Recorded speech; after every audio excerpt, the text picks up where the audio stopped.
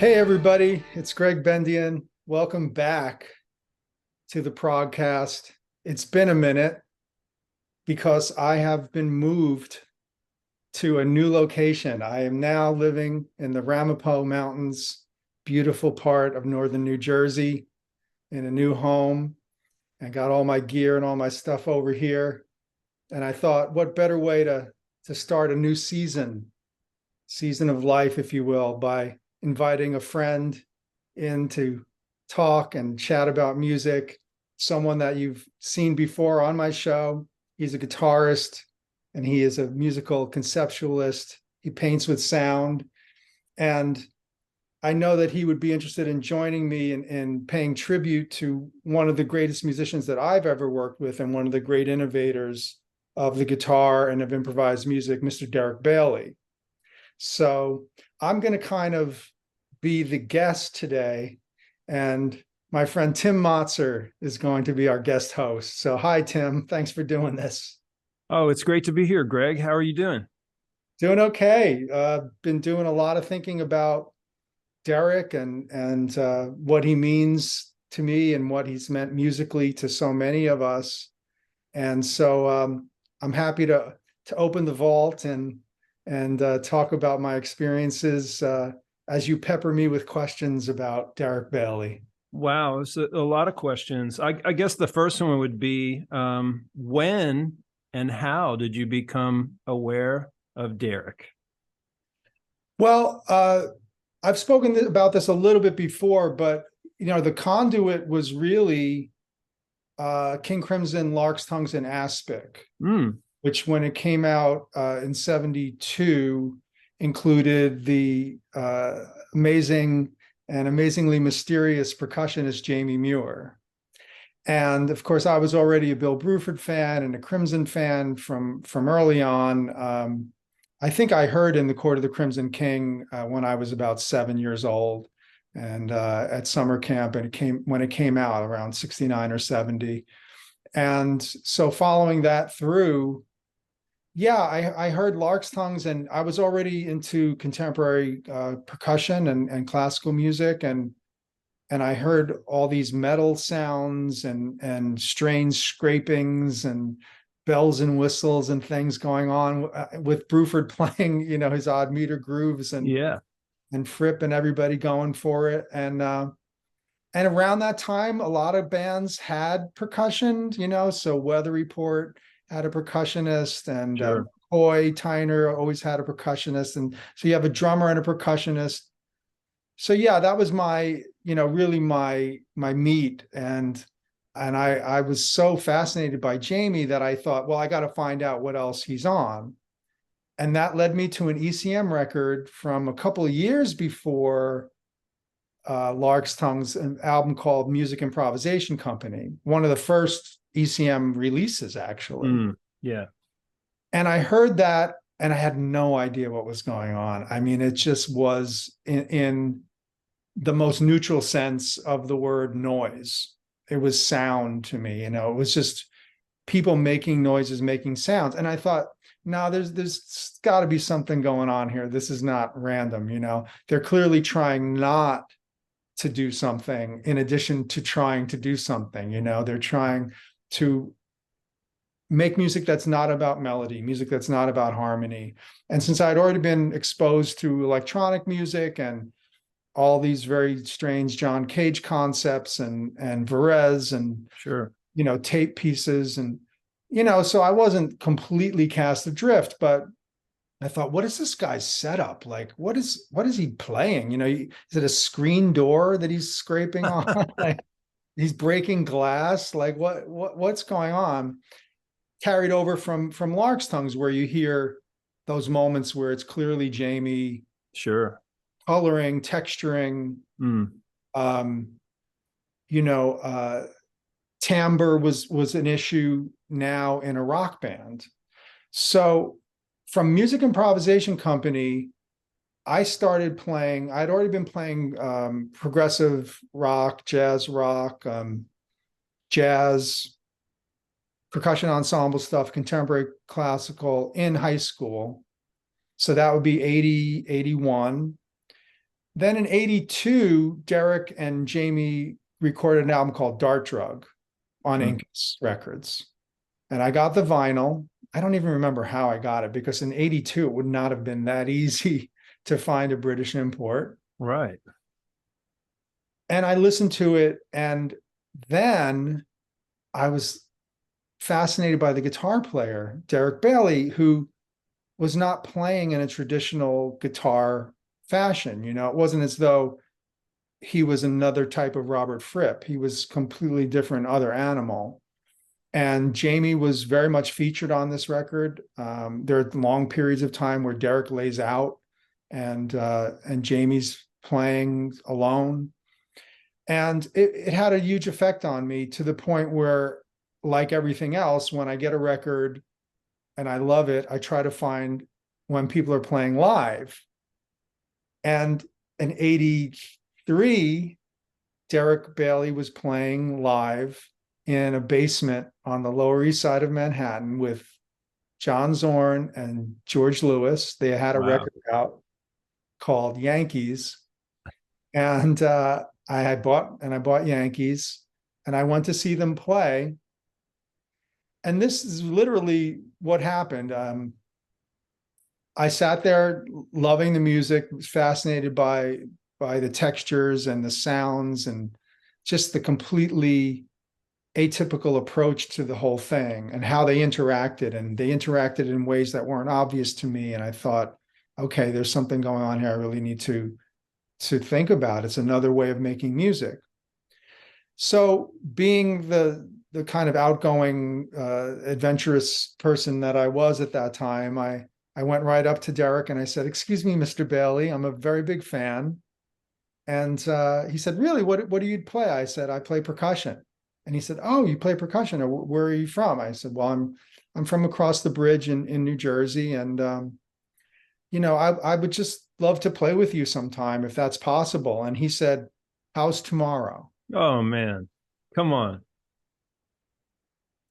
Which again is like, when it's meant to be, it's meant to be. And also that attitude, like, I'm not doing anything tomorrow. I don't have any barriers that I'm throwing up to play. He really was ready to go, to play with a stranger I was 20, I think, at the time, in 83. So he said, "Get me an amp and pick me up and take me to where we're going to play." And I borrowed my grandfather's Chevy Impala, and I drove down to the Lower East Side, where he was staying for about a month. He was on a grant from the British government to interact with all the people on the Lower East Side, the downtown scene, if you will. Wow, that's so awesome. Yeah, and so he's there to play. I picked him up. I had recording equipment set up at my parents' home where my percussion was, and we went there. It was really kind of funny because Derek was in his 50s, at that point. I was 20, and I walk in with this man, and my parents kind of look like, okay, it's not the strangest thing he's ever done, but it might be. And then they, I guess they heard the music, and they'd already heard us playing pretty out stuff with my high school chums. I was in college at that point.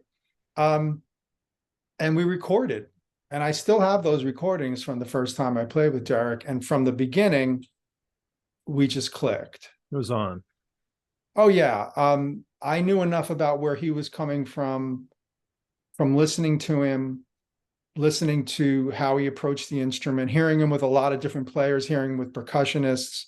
And I had just decided that I wasn't going to play the way the other percussionists played. I wanted to. It was always a very early ambition of mine to bring together my influences, so that I really thought of my percussion setup as both a drum set and a contemporary percussion aggregation, so cowbells and preparing the drum surfaces and sheets of metal and glass and different different objects because, you know, I was coming out of Jamie, I was coming out of Varese, I was coming out of Zappa. And Derek really liked it. I mean, you know, he's like, well, let's do this again. So a week later, you know, we got together again and recorded a second set of duets, which I also have in my archive.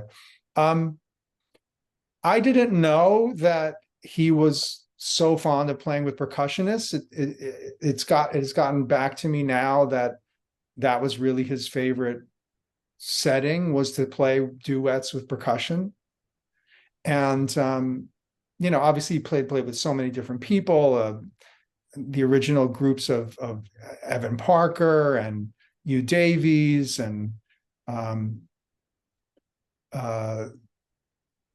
you know, the whole British improvising scene. Sure. And not surprising to me, you know, that this kind of crisscrossed a little bit with the progressive rock scene, and that Crimson had also had Keith Tippett on piano, who was someone that Derek worked with a lot.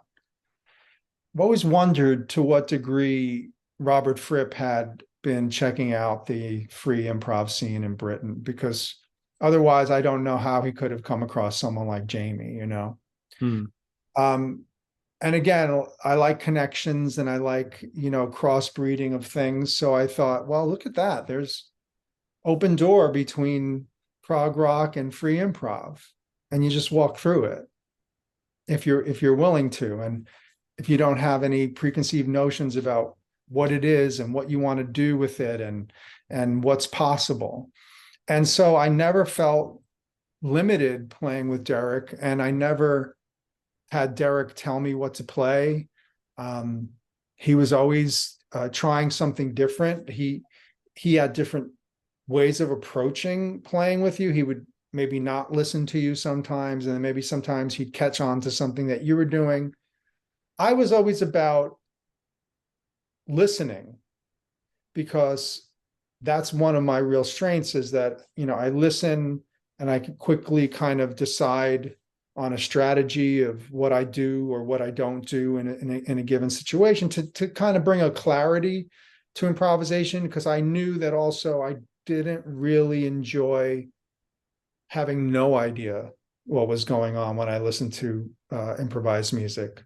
I wanted to feel like people could hear there was some sort of tangent going on in the music. There was some sort of motif or a theme. So, or that was early on when I started thinking, I should organize my setup. I should organize my idea of rhythm. I should organize my idea of pulse or time in a free setting. Certainly be aware of it to the point where it would be something that I could make my own approach viable in that situation. And Derek was game for whatever.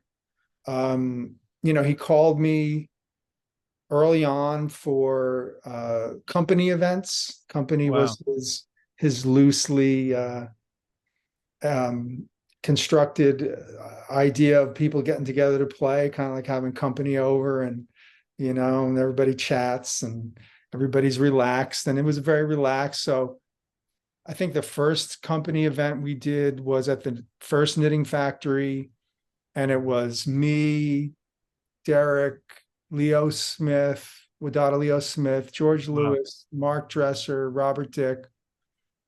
Trying to think if there was anyone else. And some nice company there. Yeah, and that was great. And then the idea, of course, being you know, different groupings, ad hoc groupings within that. So on the first night, not everyone would play together maybe until the last piece. So it'd be duets, trios, quartets. And I liked that idea very much. That's cool. You know, you kind of, you explore different combinations. And then I started doing this thing, which I still do and I like to do, which is play something different on each piece. So I think of them sort of compositionally, sort of improvisationally, but very improvisationally, but somewhat compositionally, in that a composer would, choose limited means for a piece, just piano and violin and cello, or just flute and wind quintet, something like that. So I kind of brought that over and thought, okay, I'm just going to play bowed cymbals, or I'm just going to play prepared drum heads, or I'm just going to play with my fingers, or I'm just going to not play any cymbals. And so Derek then had me on a company event, and the biggest one ever, I think, which was summer of '88. We played at the London ICA, Institute of Contemporary Arts, and that was an amazing experience because it was 20 or 25 improvisers from around the world. It was an international company. Yeah. And it was 5 or 6 nights. And every night somebody would have a different chance to choose who they'd want to play with. Derek was not really in control. It was very egalitarian. It was, okay, it's your turn to choose people tonight. Okay, it's his turn. Okay, and you can be chosen, and different groups happen. And that was when I played trio with Derek and Gavin Bryars. That was incredible. So yeah, and Lowell Coxill was there, and Conrad Cork was on that, and LaDonna Smith was on that, and it's just so many people from Japan, people from Germany, people from Belgium. There was a cat there from Tasmania, and Derek had other guitarists on there too. He wasn't afraid of having other guitarists that were inspired by him, or fans of his, but played their own way. John Butcher, I think, was on that.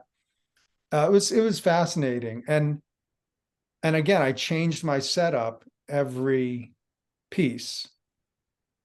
I changed what I would do based on the instrumentation of the group, and I was very against playing the same thing on every piece. I was always afraid of sameness, and I'm always really into variety in any musical setting. What year was that, Greg? That's summer of '88. 88. Okay. Yeah. And this is also funny because, well, 2 things came out of that. One was I wrote a letter before I went to London. I wrote a letter to Jamie Muir. Derek gave me his address. And I wrote a letter to Jamie, a fan letter, telling him, what a great fan I was and how much he inspired me. And he wrote me back, and he said, I don't play now. I'm a painter. He paints. He was painting at that time, and he's living in Crane Grove, where Dart Drug was recorded, at his home. And again, just hit it off. What a super nice chap, and so happy to have somebody there that really grokked what he did. And we're hanging out at his place. Now, I had traveled to London with basically a bag of accoutrement and just sticks and mallets and things like that, things I could prepare the kit with, but I didn't have gear. So I'm hanging out with Jamie at his house, and he says to me, do you want to see the gear? Unsolicited, just says, do you want to see the gear, right? I always wanted to know what the hell you were hitting. I always been wondering what. And he takes me into this spare room, and it's just shelves and shelves of percussion. Wow. And he says, oh, that's the bell on Easy Money, and that's the sound on Lark's One, and and he's pointing out to me what everything is, and I'm just like drooling. I got to see it up close, and then it gets crazier because he then says to me, you know what? Take anything you want, just bring it back at the end of the week. So I was able to pick and choose from that percussion room the instruments I would play with Derek. So again, like this kind of full circle thing. That's beautiful. It was so beautiful. And he was just, is just such a kind, gentle soul. And then it gets better because I rented a van or whatever and, loaded it up with Jamie's gear. That's amazing. And then he said, yeah, I'm going to come see you play. I thought, no, that's not possible. Jamie Muir is going to come see me play with Derek Bailey. Lo and behold, the second or third night, he walked into the ICA and people's mouths dropped open because here was, the hermit of percussion, a guy who had walked away from King Crimson mid-tour, to become a Buddhist monk, I believe. And at that time, and everyone's saying, Jamie's here. Jamie's here. Look, Jamie's here. And people went up to him and they said, Jamie, are you here to listen to Derek? And he said, and I overheard this, so I'm really happy that I was within earshot. He said, no, I'm here to hear Gregg Bendian.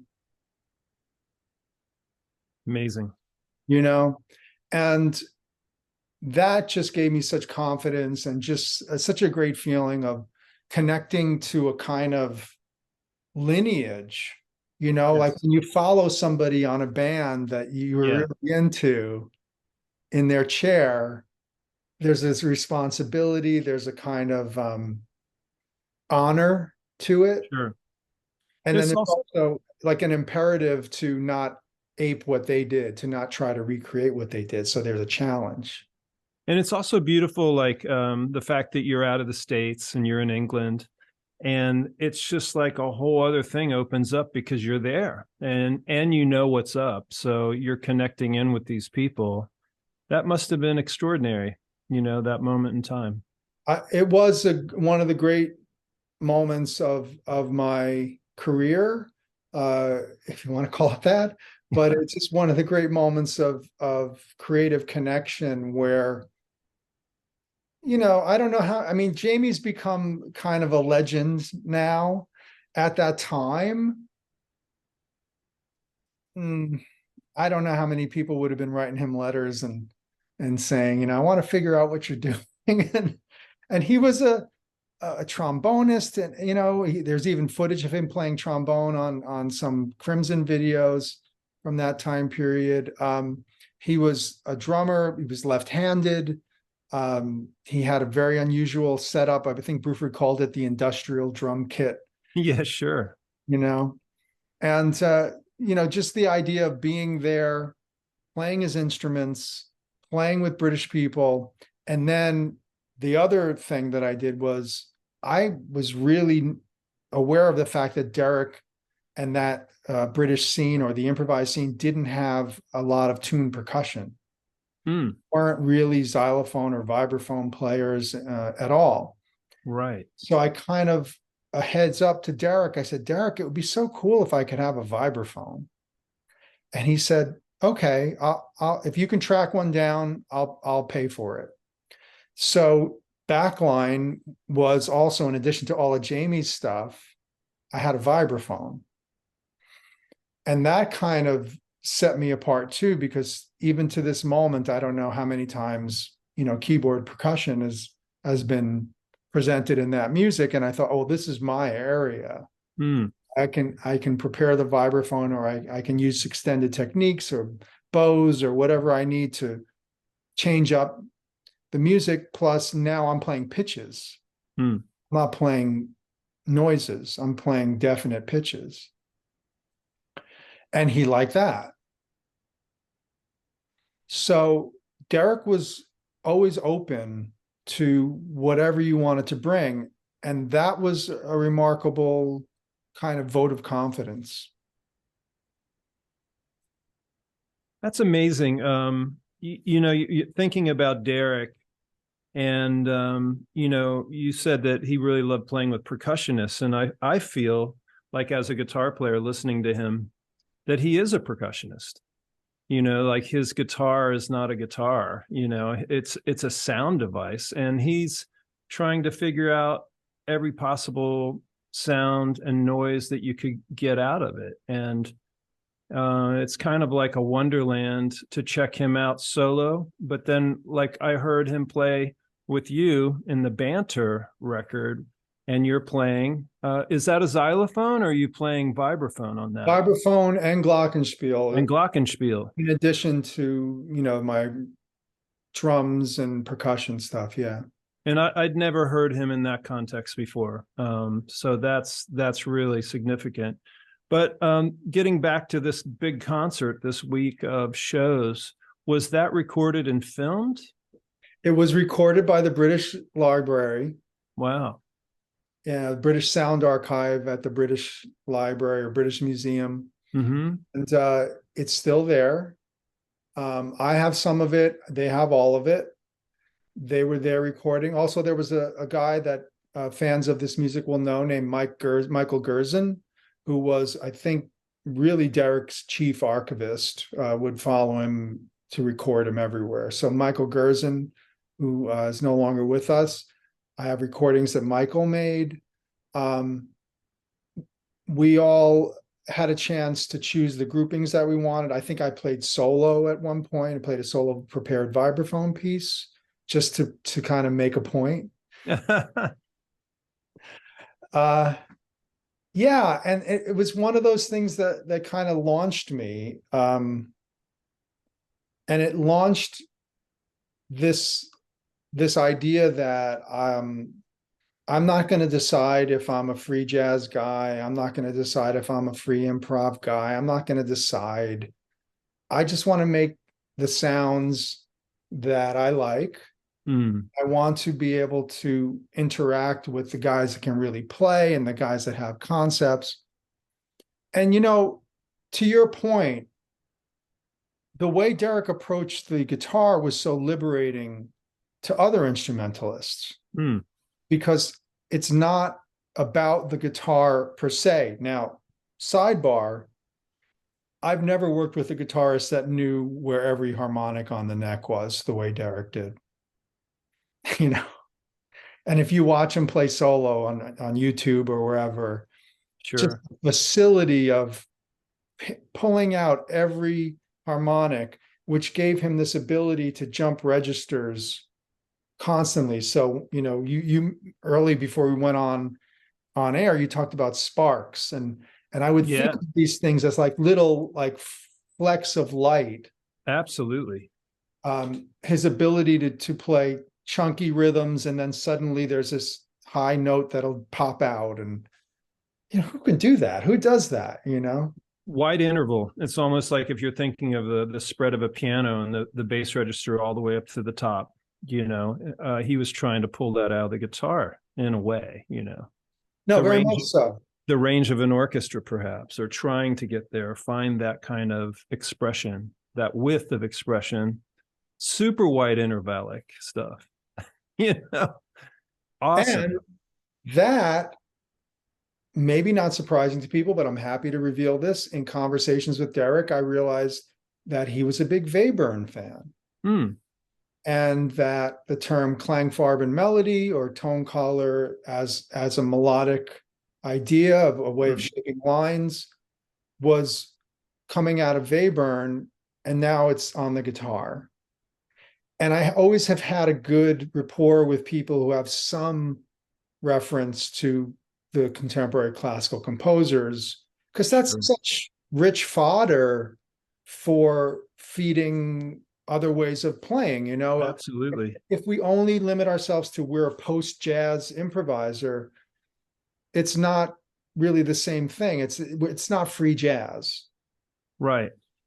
I was talking to a drummer that I've been working with here a few weeks ago, and we've been doing duos also, like you and I have been, and we're to the point where to talk about what something is now in an improvisational manner, it can't be jazz, or it can't be post jazz or post whatever, and all these things. It's just like, maybe it's just open music. and that's what we came up with last week. Let's just play open. So that strips away everything. So it can be anything then. And it's somehow, as a musician or a player, that was very freeing to me, just to think about that concept that you don't have to ever play in a bag. And he was one of the guys that, I guess there's so many, I, as a guitar player, like I think of Fred Frith, I think of Keith Rowe to a degree. I think of course, Derek. There's certain guys that they were the guys that were way out there. And Fred was the one that was like, okay, I can relate to Fred. And the rest of the guys are more conceptual, and I would follow that on. And there's something there, with everybody, and they're truly breaking ground, all of them. But they were open musicians, really. To the point where if you look at a British trio like AMM, and exactly, Rowe and Eddie Prevost and Mr. Tilbury, then that they're involved with contemporary classical music and Morton Feldman and other ways of organizing sound. Yes. Barry Guy, another classically trained guy, Gavin Bryars, classical composer. So I had no problem feeling comfortable that I could bring in any kind of rhythmic or percussion or sonic approach, and it would be acceptable. Sure. Or be encouraged, really. Because as I say, the door had been opened and it was blown wide open. But also being around someone like Derek, I can tell people was an indefatigable practicer. You never saw him when he didn't have a guitar in his hands, and he was always just trying. And the way he would practice of just having moving intervals around and repositioning, revoicing, and inverting things. And I hope that people will listen and hear that in his playing, because you got to be able to play the guitar to do that.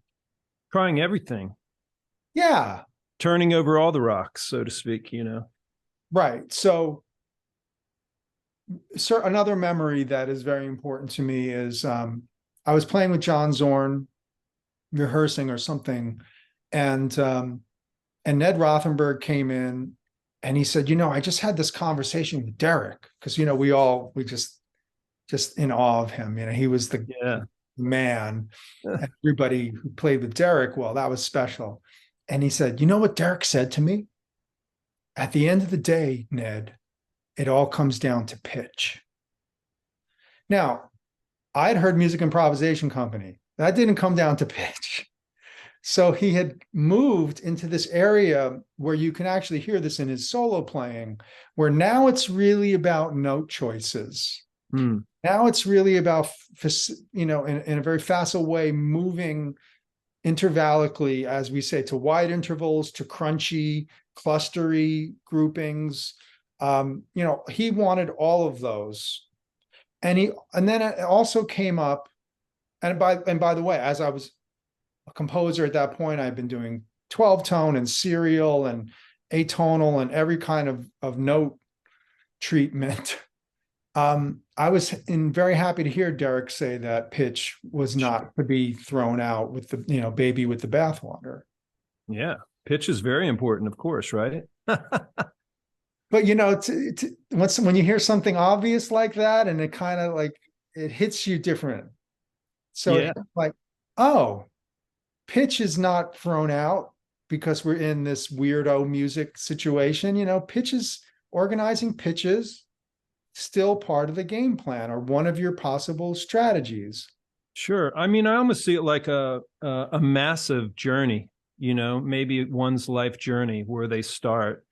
And along the way, you keep refining and finding and having ideas and having epiphanies as you're going along, and you keep developing and you keep developing. And I'm sure he was like that to the end of his life, right?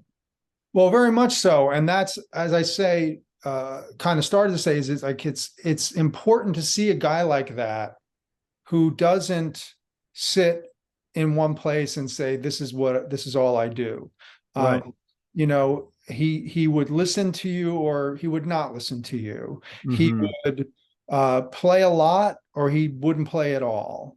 He tried all of these different stratagem, and I thought that that was something to grow on, something to really explore, because Yeah. he's doing it, you ought to be doing it, because it results in more interest, more interesting music, more unpredictability, because predictability is only so interesting. And then I also noticed that he was involved with Pulse, and not a lot of, sorry to say, not a lot of free players of any kind were really into Pulse and audible time. And where's the time? Is it slow? Is it fast? Is it medium? Sure. And I thought, okay, well, if he's going to play Pulse, then I'm going to have an idea of where my pulse is. And this began the whole series of events that led me to thinking always about pulse. That, and reading Paul Motion in Modern Drummer magazines, being asked about his free drumming. And he said, for me, there's always time. There's always some sort of sense of time going on. And you might think that I'm playing whatever, but in my mind, I have a sense of, here's the tempo, or here's the tempo, or here's the tempo. And Yeah. and so that became very appealing, because now I could play, and I did very often play rhythmic unison with Derek out of the blue, because I had a grid of some sort or another on which to place his incredible sounds. And he was very percussive. So Klangfarbe and melody between percussion and percussive guitar was flying off all the time. It is very much all over Banter.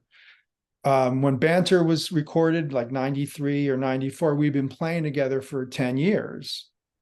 So there's a reason that that record is as cohesive as it is, because Derek knew, to finish up the sort of the end of that company event in London, he came to me at the end of the week, and I don't think I've ever told this to anyone, but he said, Greg, I think you approached this week better than anybody else, because you just kept adjusting, you just kept resetting, you just kept reorienting.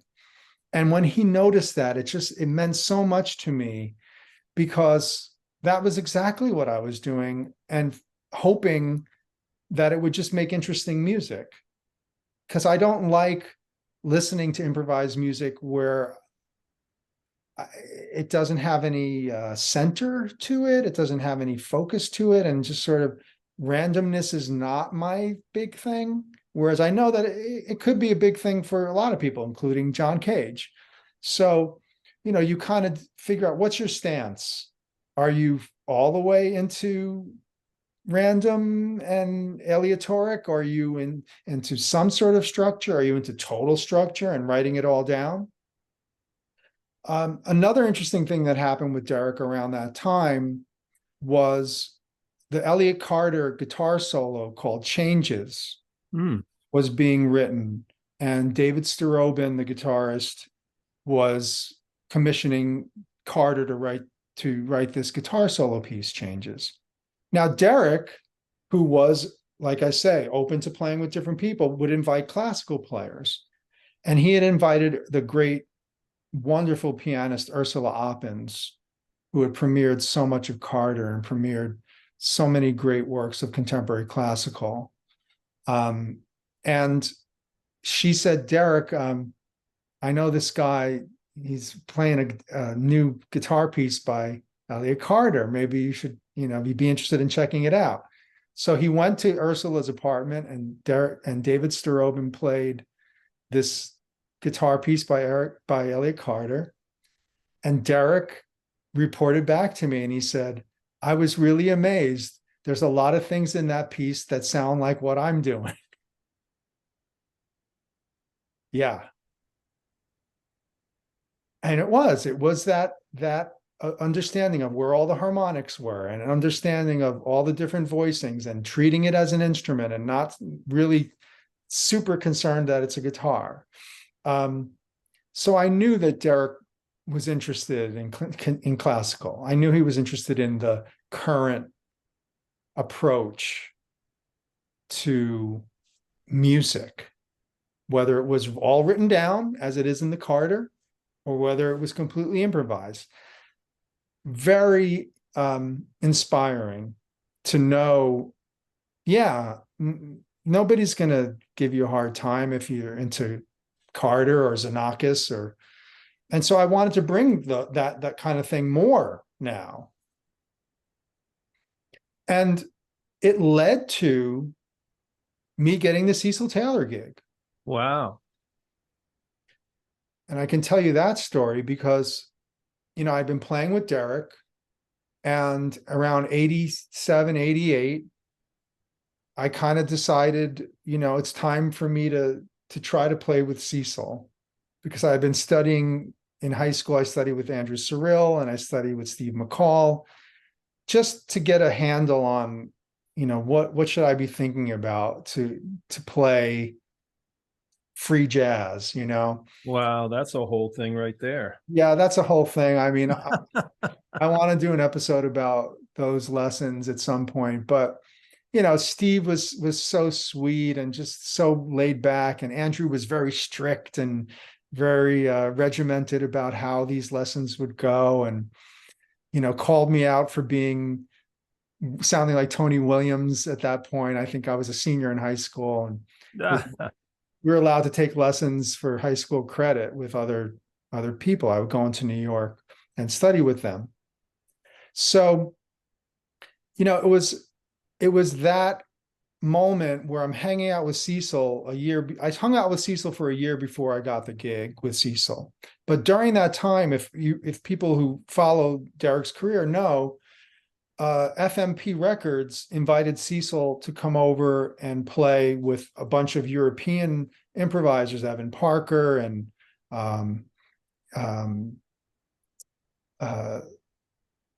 just a lot of people from the Globe Unity Orchestra. I'm blanking on a lot of the names, like who it was, Ernst Reisiger, guys like this. And so Derek went over to Germany. I'm sorry, Cecil was going to go over to Germany, but before he did, we were hanging out, and he says to me, "I'm supposed to play with this guitar player, Derek Bailey. Do you know anything about him?" So again, this door opens to this moment. And I say, "Cecil, I play with Derek." And he goes, "Really? What's that about?" And I had a tape of one of the things that we had done at my parents' house. Oh, wow. And I played it for Cecil. And in a way, just saying, like, here's what you're going to be dealing with when you play with this guitarist you've never heard of, and you never play with guitarists. I think it's the first time he played with a guitarist. And wow. there's only been one other time Derek had it. Cecil had a guitarist. So they were going to play duo. And so I played Cecil my duets with Derek, and he got it immediately, of course, because he knew all the classical stuff, and he was just a brilliant listener. And he said, "Oh, you guys are changing textures so quickly. I've never heard anybody change textures that fast." And, Cecil was clearly into the fast changes and just the interruptions and moving and quickly changing up things. And so he got it right away, but he also got to hear me play in that style, not like a drummer, but like a percussionist. Right. And that led to him going over to play with Derek. He had a great experience as a incredible box set of Cecil Taylor, with all the FMP improvisers. And when he came back, all of a sudden now he's playing with Tony Oxley. And there's a trio called the Field Trio from around 88, where it's an 89, and it's Cecil, William Parker, and Tony Oxley. So I heard that, and again, oh, wow, he's playing with Tony Oxley. He's playing with a contemporary percussionist. He's not playing with an African-American free jazz, post-jazz drummer. He's playing with a percussionist who's doing scraping sounds and little, different kinds of bells and unusual tunings on drums and all sorts of junk percussion. And Tony's a master, just incredible. And I was a fan. So at that point, I'm like, I gotta play with Cecil. If you're allowed to play like that with Cecil, then clearly he's up for whatever. So that ended up, eventually Tony wasn't available. And so Cecil called me at 7 a.m. on a Wednesday. I had an office job. I didn't even, have a regular playing gig. And he woke me up out of a dead sleep and he said, "Are you available to play tonight? Tony Oxley's not available." So I followed Steve McCall and Tony Oxley in Cecil's band because of Derek.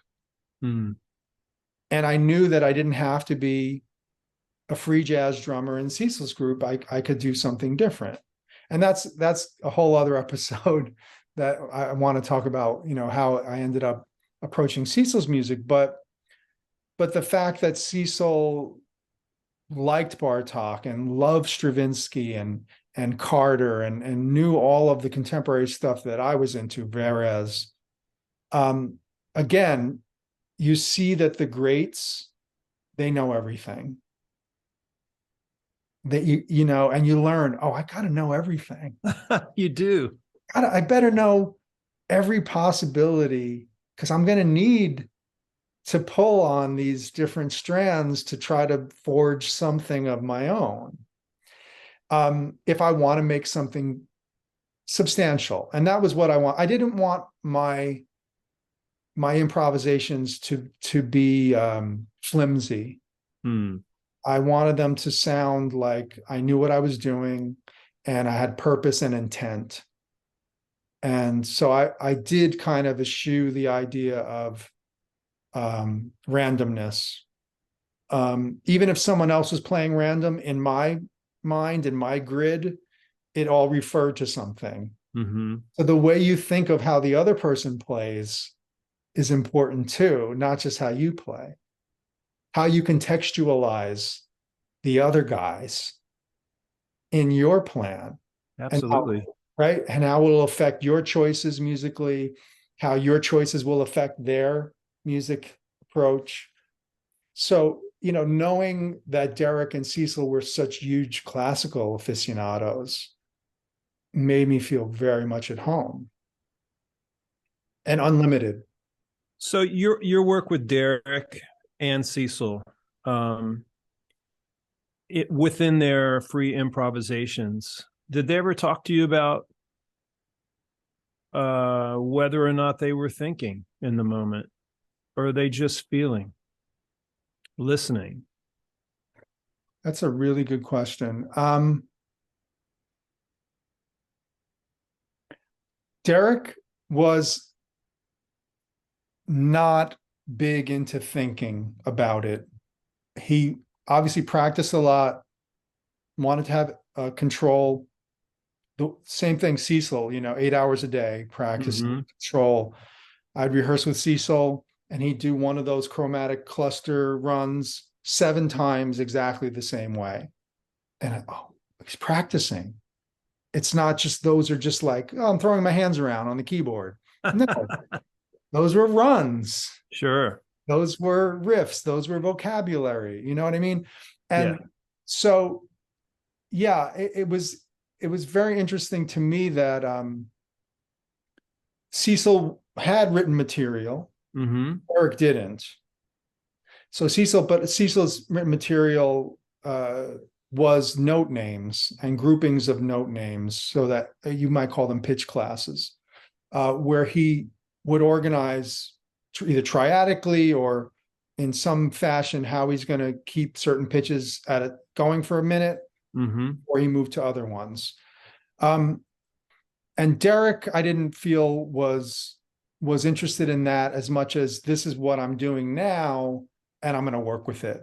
So it was still organized, but it was much more spontaneous. Right. Listen, and then also listening to both of them solo, I can give everyone a big clue here. I learned how to play with them by playing along to their solo albums. Mm. I thought, this is music minus me. You're right, though. That's totally awesome. That's correct. I mean, it's there. Nobody said you couldn't. I mean, you won't want to put out a record that way, but no, it's a tool. Cecil's going to do certain things. Derek is going to do certain things. Now, if he's not listening to me, as the recording is not listening to me, what am I going to do that's going to fit in with what they're doing, or what to complement what they're doing? So if you're a sax player and you want to play duets with Derek Bailey, then put on guitar solos by Derek Bailey and improvise. Sure. If you're, a bassoon player and you want to play with Cecil Taylor and figure out what he's doing, put on Indent or Air Above Mountains, Buildings Below, and play along to that. And you'll see by the third or fourth or fifth time what's going on and what you need to do to make cohesive music in that setting, Sure. You start getting some insight from doing that. It removes everything. It clears the path and you get the view right into what they're doing. Because I also remember studying with McCall and being around the AACM guys. And I remember Lester Bowie saying at a concert, Muhal said, you got to be able to play solo. And that everyone in AACM had to give solo concerts. And I remember that edict. So in 85, I started touring solo percussion, as early as 85. So I've been playing with Derek for a couple of years, but I hadn't been playing solo. And so I would pack the Dodge Dart when I was falling apart with all my percussion and drive to galleries and universities and any place they would have me and go play solo percussion concerts. So, the notion of, if you have the music, then it should be, you can do it on your own. And then it can be inserted or, melded with other people. But you have to have your own thing going. Absolutely. Yep. As you know. Yeah. Yeah, I find it so interesting, this whole area of chatting, because we could keep going with this idea with a lot of different musicians and artists and sculptors and on and on and on and on, writers, dancers, filmmakers, on and on and on. And it's infinity we're talking about, and it's the most amazing place there is for me, and I think you too. It's like the idea of going in and creating music right now, whoever you're playing with. And as we do that more and more and more and more and more, we keep discovering more and more and more and more. And it leads to just the most beautiful discoveries, right? And it enriches our lives. And as musicians, we start understanding a lot more stuff. But I think you have to do that kind of work to get in there, to enrich yourself and find this next thing. Because I just feel like it's always the next thing. Once we finish the record, it's on to the next record and the next sound. What are we going to discover here? And different combinations of musicians, there's always new stuff, and certain combinations have the right chemistry, and then you're like, whoa, let's do this some more and see what happens. And so Here we are, right? Yeah. And when you and I improvise together, it's something else entirely. Yes. And I don't feel that I'm beholden to play a certain way with you, and you're not that way when you play with me. And so, when I've done these interviews with people for Yale, some of the greats like Jack DeJohnette said to me when I asked him, what is jazz? And he said, jazz is surprise me. I love that. And I love it because that's Jack That is Jack. straight up and down. Like, you Yeah. don't know. And it's going to be great. And or maybe it won't be the greatest time you ever heard him, but it's not going to go in there and play it safe. No. I saw him and Will Calhoun play at a NAMM show one year, and it was just a drum duet. And they originally were going to, the story I had heard was to rehearse some stuff playing together. And they did all that and spent a lot of time. And then the day of the event, Jack went to Will and said, let's just play. Yeah. And it was amazing. Well, and that's also neat too, right? Is, you rehearse your band so that you can be freer. Yeah, that makes sense to me. Yeah. You're not rehearsing necessarily to recreate. You're Even when I playing. do repertoire, like with the Mahavishnu Project, I don't want it to be the same every time. Right. It isn't. And you make an effort to throw some monkey wrench in there to just, everybody goes, whoa, I'm surprised that happened. What do I do now? How are we still in the form? Or yeah, we're in the form, or we're in time, but now it's been blown apart. How do we get it back together? So things like that. Like I like the contrast of unity and complete independence.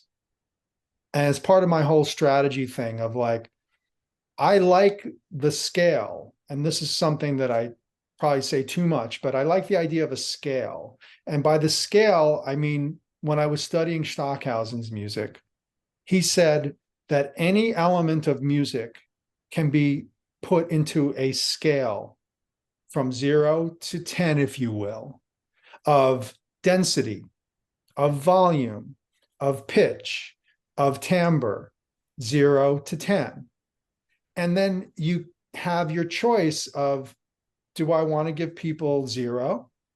Do I want to start with 10 and go to 0? Do I want to start in the middle and have, so this drives me quite a bit, is this notion of a scale of 0 to X and what you're going to do about it. Yeah. And I know that people like Cecil did that, because Cecil would go to one note. Derek would go to one sound. And you have this lesson that you're taught by working with guys like that you better have a range. Yeah. You better have some range. Yeah. You're done in the first 10 minutes. Mm-hmm. And I like also the long, as you and I have gotten into, the long idea. Yeah. Take your time to let something unfold.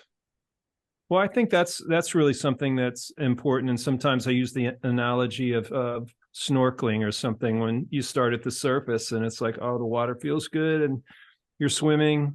But as you go deeper, all of a sudden you start seeing fish, and you're rewarded the further you go. But musically speaking, it's like micro composition happening. And you may feel like I feel sometimes a challenge or a struggle, because you're just so in the moment. If you're in the zone, it's like the zone of knowing, or whatever you want to call it. But it's kind of unfolding the whole time. And when you're improvising with someone else, the same thing is happening. And you give it that space and that time, and amazing things come from it, as we noticed the other day when we listened back. Right. I mean, it was astounding to us. Like, what was great is we had forgotten what we had recorded, because it was months ago. And so when we heard it back, we had no expectation, really, I guess. Right. I like that objectivity. And I guess that's also something I build in is, we're so subjective when we perform. We're so, but maybe ideally there's got to be balance with just being objective and saying, no, I'm not going to play that sound. And, no, I don't think I should go there musically. I think, if I'm listening, because, this is something for improvisers, I think that that we think about ideally is, what am I doing? What's the other person doing? What is the amalgam of what we're doing? So, you have to hear all of those different combinations of what is going on sonically. So there is a kind of objectivity of like listening to the overall, not just listening to yourself. Absolutely. Some improvisers don't listen to anything but themselves. And everybody else has to kind of support what they're doing. And I've been through that with some people, and it's not ideal for me. I don't enjoy it. But when I feel like the guy that I'm playing with is willing to lay out as much as I'm willing to lay out. Sure. Now, here's a funny thing, because since I had played with Derek and it was very egalitarian, playing with Cecil was not egalitarian. It was, interestingly, a slant on that, which is, yeah, this is free, but he's the catalyst. Right. It's coming from him. Cecil's not going to lay out, right? You can lay out, and that will change the texture. Maybe the bass player will lay out. Maybe you have to form your own voice or how you'll support what they're doing. But it's all coming from the piano. It's really much more like a benevolent dictatorship where Cecil's dictating what's going to happen, when he's going to stop and change and get quiet, when he's going to go fast, and when it's going to get loud and cacophonous. And, so that was different, because with Derek, it was much more interactive. With Cecil, it's interactive, but it's interactive on his playing field. But do you feel that you're kind of acting as orchestrator in a sense in that role? Always. Yeah. Yeah. I think that's what you do when you are a sideman, particularly as a percussionist. I always feel, if it's clear that someone's the head honcho and you are a support element, if you might get a solo or you might get some space. But I like to set up what people do in interesting ways and orchestrate how, you never, like, this is to talk about playing with Derek. I did orchestrate frequently because I knew that it would bring other things out of his playing. So one of the things that happens on Banter, a couple of things that happen on Banter, is when I go to bowed long tone sounds, he starts using feedback. And remarkable control of feedback and at low volumes, and people still can't explain to me how he does that. Maybe you can, but we'd be playing quiet, I'd be bowing things, and he'd have like these really quiet, long feedback notes that he could control. Did he use an EBow or anything? No.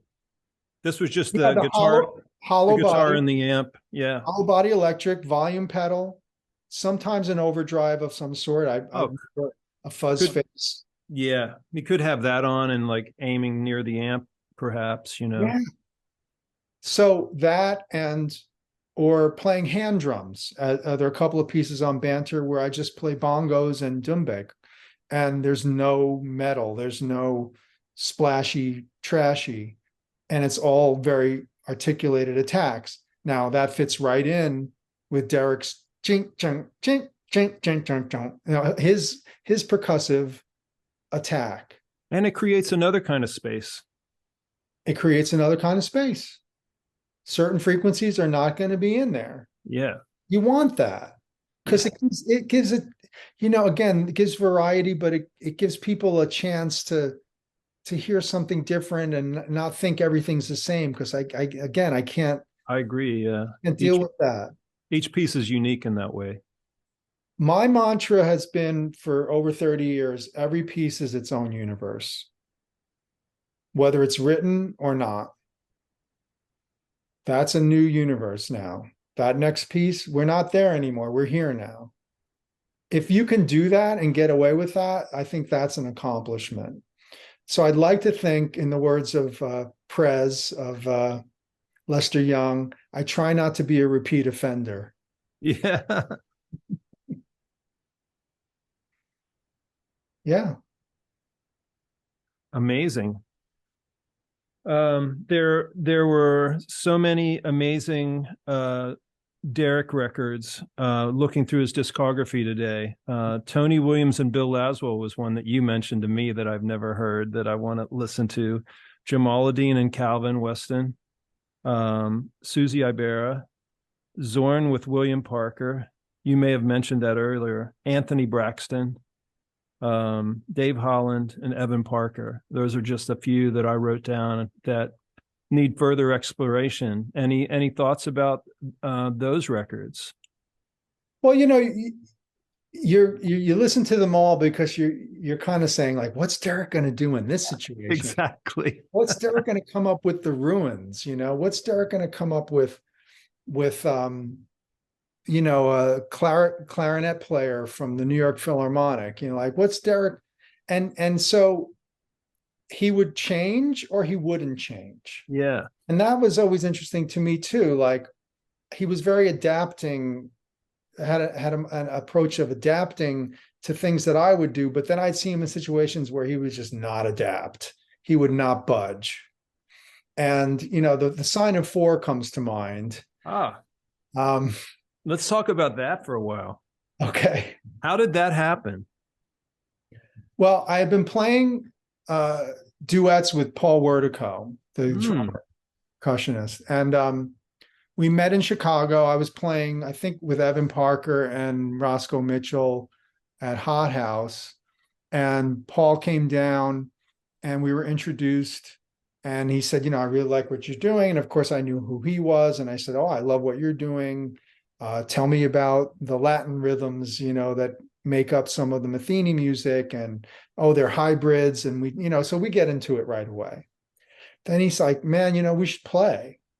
So I had done percussion duets. And I think at that point I had even played duets with Donardo Coleman and a bunch of different drummers, just because I'm interested in double drumming, or interested in like, what do you do when the other guy's playing the same instrument as you? You better do something interesting. And Paul and I did that. We did an album called Bang. Wow. And it's on Spotify, and it's every piece is a different setup, and every piece is a different rhythmic approach. And some are marches, and some are Latin, and some are just, metallic, mechanical sounding things. And so Bang was very successful for me in terms of, well, we played music. It's not just, the joke is that it's Bang, you think, oh, this guy's just banging around. No, we really, really organized, and it was all recorded spontaneously, but we each knew that we would change the setups, and this would be just, talking drum and bongos, or, just metal cymbals, or just one thing. And pulse, and of course rhythm. Yeah, I look forward to hearing that. Oh, it's a really, I think it's a successful percussion duet album. So I got to know Pat Metheny by going to Metheny group concerts, because they're going strong at that point. Lyle Hayes and Steve Rodby, and they're playing that music, and Wertico's in there, and I get to meet Metheny on multiple occasions, and he says to me, "What are you up to?" One time, and I said, "Oh, I just made a record with Derek Bailey," and to my tremendous surprise, but I shouldn't have been, he says, "Derek Bailey, I love Derek Bailey." Said, "You love Derek Bailey's playing?" "Oh, yeah." I said, "Okay, can you just tell me though, like, how do you know Derek's playing?" And again, the greats know everything. And he says to me, at a very young age, I made it my business to hear every guitar player on the planet. Yeah. And of course, he knew the ECM record with Derek and Dave Holland duet. Sure. I think that was the one he referenced. And he said, "Oh man, I'd love to have dinner with him sometime." And I said, "Well, you can. I will be happy to set that up." And as I'm walking away, I turn around, and it's like also sometimes when these things just click in your brain. And I said, "Pat, you and me, Paul and Derek." And he just, let's do it. What a moment. I just said, you and me, Paul and Derek.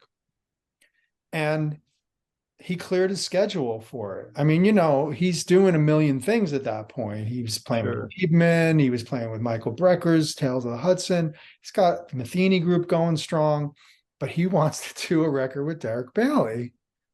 So then it became just logistics of what would it be and what would Pat want it to be? What would Derek want it to be? Derek had not heard Pat.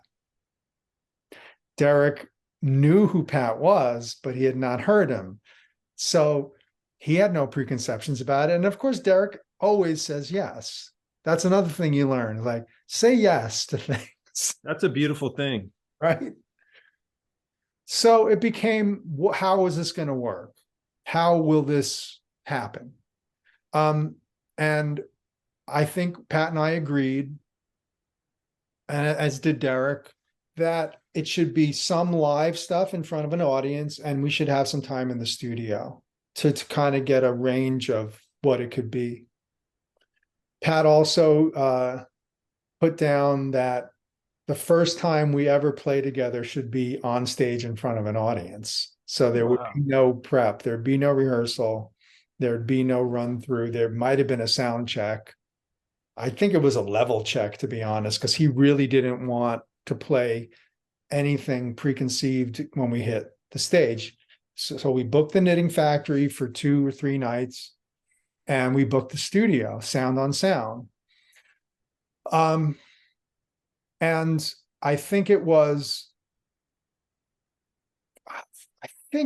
gigs and then studio and then gig again, but that doesn't make sense because it means we'd have to strike everything and set up again. But I know it was multiple days of both things. And it was really peculiar. It was certainly nothing I could have predicted. At times it was deafeningly loud because Pat plays loud. And when Derek heard Pat playing loud or vice versa, it became like, turn up. Now, Pat's got more firepower because Derek's playing through a twin, as he liked to do, usually at head height, which I found interesting. I don't know if a lot of people ever think about that. Mm-hmm. Because most guitarists I play with, their amps are on the floor. Derek had his always up on a chair so that it was right by his head. And so that he could access it easily, I think, too, in terms of that feedback stuff. So the first thing we played is the first thing that's on the Sign of Four, the 79-minute wall of sound, Study in Scarlet. And then more dynamic things happened after that bloodletting. And people were not happy. Their audience members were in tears. Many were angry and walked out.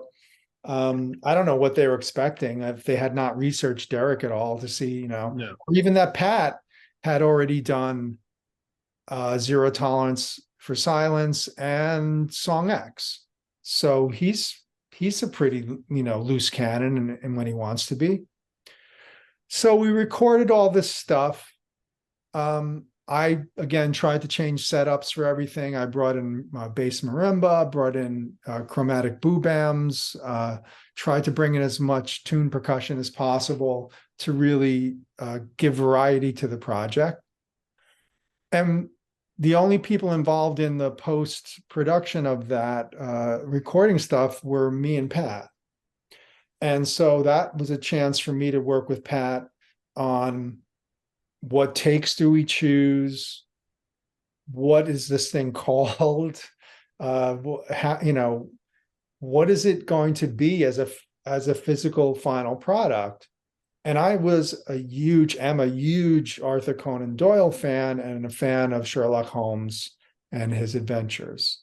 And of course, I knew The Sign of Four as being one of the great epic Holmes adventures.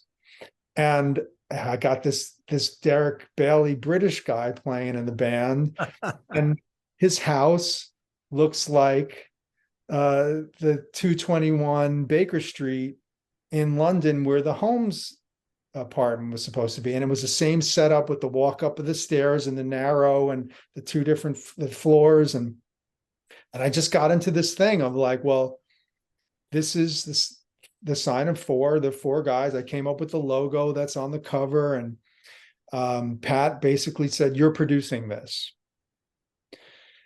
He didn't want to produce it, and he wanted somebody who had more experience in that area to kind of take the reins. And so I was happy to do that.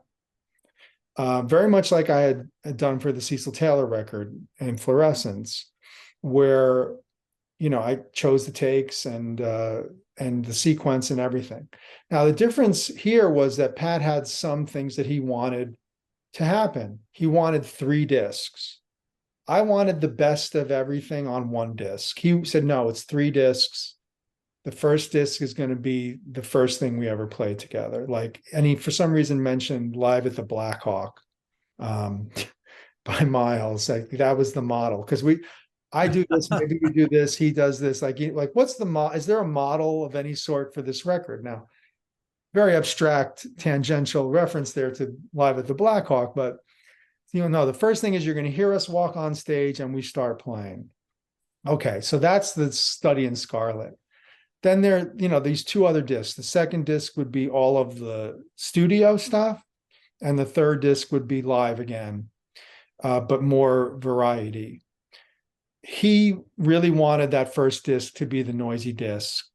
And I saw this coming down the pike. I'm like, people aren't going to get past the first disc. And so to this day, The Sign of Four is one of the most controversial records that he ever did. Certainly one of the most controversial I ever did, in terms of people love it or they hate it. Right. Hate it. But some people love it. And, you know, I put a lot of care into it. I wanted a color scheme for every disc. I wanted follow through on all the visuals. You know, like I said, I did the logo. I did all the titles. All the titles of the pieces I took from Sign of Four, either, you know, paging through and finding something I liked, or have specific ideas of what would be, you know, fun references to the Sign of Four. So I liked the idea that it would be completely bonkers improvised music, but there'd be some concept to how it was organized, if very, very vestigial. And then it came out and it sold well. And I think it sold out of print. It's out of print now, but you can find it on YouTube. And I encourage people to listen to it and decide what you think about it, because it's quite noisy, but it's also very textural and very dynamic. And I think it shows that, you know, Derek and Pat were quite different players. Definitely. But it's a wild ride. So I'm looking at my notes, and, you know, it's like, I mean, hearing your stories and 10 years with Derek Bailey, I mean, that's totally enriched your life as a musician and as an improviser. I guess it's something that you carry with you all the time now, really. You know, it probably shows up in all your gigs and all your recordings in some way, what you learned from him. Yeah, it was over 25 years with Derek. Wow. On and off, different places, different combinations, duets, workshops.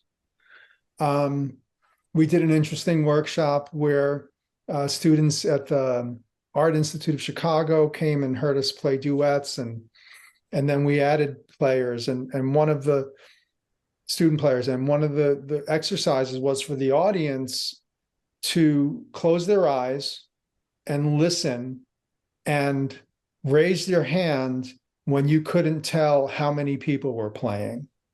Now, this is interesting for me because I like to know about, like, at what point is stuff too dense or too complex for civilians, maybe, or for people who don't regularly listen to this kind of music. And every time we went beyond 3 players, everybody's hand went up. So there's something interesting about 3. There's something interesting about 2.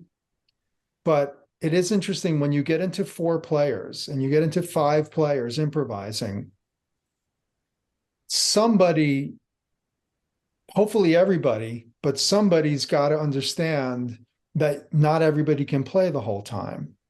Yeah. That's just my feeling about orchestration and about determining a shape, some sort of form, some sort of body to this thing, So, doing workshops with Derek, and a couple of other recollections was we were playing and I'd have the vibraphone and I'd say, Derek, do you want my A? Like we were going to tune up. And he'd say, no. Then it would sound too much like Christmas bells. I don't even know. But at the same time, there are moments when he would tune to me. So he liked, again, that, like, no, we're not in the same tuning system. Or yes, we are in the same tuning system. Like on Banter, we are in tune. But plenty of times I play with him where it was vibrations because we weren't playing the same A. He explored it all. Yeah. So that, as I say, working with any of those great guys, I had the great privilege of working with Derek. I had the honor of working with Cecil Taylor, with Ornette Coleman. These guys who forged their own path against all odds, took a lot of crap for it. Yeah. Certainly in the early part of it, because who believes that these guys can even play their instruments? I met Alan Holdsworth in '87, told him I was playing with Derek Bailey, and his response was, quote, I could never really figure out if that chap could actually play the guitar. So I knew that, it's not for everybody, but right. And I knew it was for me because I knew what it was. I always kind of analyze things to the point where I want to know your influences. I want to ask you questions of, do you know, Weber and Opus 5? Do you know this? Do you know, or what's your favorite Stravinsky? Or, who have you been playing with? Who have you not played with? Who do you like? That's kind of been an approach too. Like you kind of want to know their universe. You want to know their frame of reference. Sure. Will my references tweak something in you that you get it? Like, oh, he knows about wide intervals, or, he knows about sheets of sound, or any of these things that we, bandy about with all these approaches and all the guys that we've listened to. Who's into Coltrane, who's into early Coltrane, who's into later Coltrane, who's not. And I've worked with a lot of guitarists. This is the other thing. I've always loved working with guitarists. Zoot Rollo, Gary Lucas, Nels Cline, the guys that are just creative on the guitar for whatever it is. I just find guitar and drums are really great. They kind of go together. Me too. Yeah. So yeah, I always enjoyed playing with Derek. I was never bored. I never felt rote or routine. And the same thing with the other gentleman that I mentioned, because that's part of how they do business. It's a big part of how they do business. It's not going to be, they're so excited to be playing. So you're with people who are not like, I'm on a gig, I got to do this gig and I'm traveling. It's a drag. Like, no, get on to stage to play with those guys and it's on. And that's the attitude I've also tried to carry through. Like, what a treasure to be able to make music and have people listen to it and be, really in your zone musically and try to bring together different elements of all the things you're interested in. And having seen that in the case of those 3 giants of creative music, that lives with me to this moment is Sure. you got to grow, you got to change, you have to be interested in different setups for your different settings of your ideas, and don't be in your comfort zone too much, Yeah. So yeah, Derek, I think about Derek a lot. We had a lot of laughs. He wasn't like a super warm, fuzzy guy, but if he liked you, and you're okay in his book, then, you can have a good time. And he'd say if he thought the music was good or if he didn't. So, it's not, there wasn't a lot of talking about the music, which is also something that's interesting that I've noticed also speaking to other people who played with people like Derek and Cecil is they don't really tell you what to play or not to play. Right. So the trust that you're going to do something cool and the responsibility that you must do something cool and something interesting, that's always coming straight out of playing with guys like Derek Bailey. Was working with Derek, when you played with him, did you feel like it was somewhat like a conversation or not always like a conversation? Well, I don't know if I mentioned this earlier, but he would say, don't listen to me. Now, he didn't always say that, but I know that he offered that as a possible strategy. Like, it's interesting when you can hear them interact, but what if it's just two monologues going on simultaneously, and they just happen to coincide in certain moments? Sure. That's interesting too. I get that. So yes, it was a conversation, but also the idea of that structure could also be formed out of randomness, of random concurrence that happens when you're not listening to each other. So you have to have your own strategy. You have to have your own game plan. Because sometimes when you improvise, maybe something isn't going the direction, or it's going into something. Maybe you don't want to go that way, so you kind of sabotage it a bit. And I think that can always do something interesting. So did that kind of stuff occur too, or is that's the kind of thing like, don't listen to me, so it would just happen on its own? Again, it's always a little bit of both. Yeah. And you would be aware that you had done a bunch of stuff together. So now try something else. Sure. Yeah. Do something apart. I think it's very important for musicians who have had some study or interested in how music is put together, that we understand that when two people or more play together, there's a counterpoint. Exactly. It ain't just, a group, it's voices. Yes. So independence of voices, I've always found that interesting in anything, contemporary, classical, or jazz, or whatever it is. Sure. Harmony in vocals.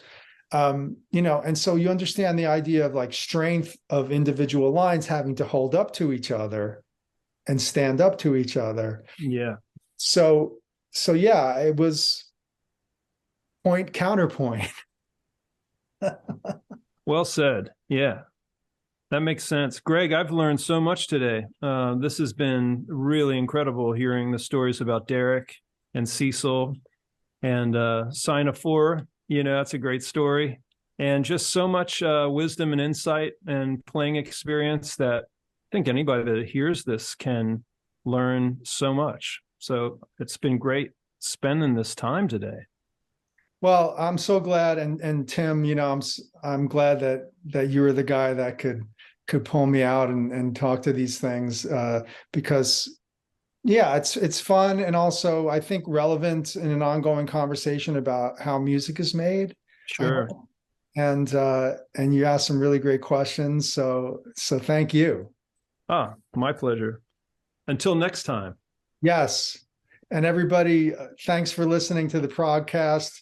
Hit us on Patreon, like and subscribe and all that good stuff. We're going to have a lot more stuff coming up.